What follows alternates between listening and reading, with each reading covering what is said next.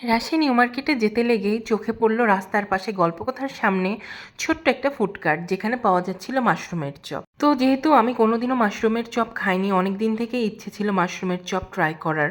So আমরাও যে order দিয়ে দিলাম এই মাশরুমের চপ। গরম গরম তেলে ভাজা এই চপগুলো দেখতে লোভনীয়, খেতেও কিন্তু সেই মচমচে আর সুস্বাদু ছিল। বাইরে ক্রিস্পি কোটিং, ভেতরে নরম মাশরুম। প্রতি প্লেটে 3 পিস করে মাশরুমে ছিল, আর সাথে ছিল অনেক মজাদার একটা টক মিষ্টি সস, যেটা মাশরুমের চপটাকে আরও টেস্টি করে তুলছিল। রাস্তার ধারে ছোট এই কার্টে যে এত মজাদার মাশরুমের চপ পাওয়া যায়, সেটা আগে কখনোই ভাবিনি। আমি যদি জানতাম মাশরুমের চপ এত মজা, তাহলে কিন্তু অনেক আগেই ট্রাই করতাম। এটা খেতে খুবই মজা ছিল।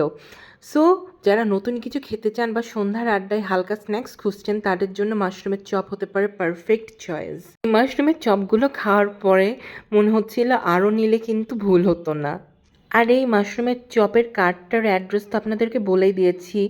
গল্পকথা তো সবাই চিনেন, গল্পকথার একদম সামনে বসে এই ফুড কার্টটা।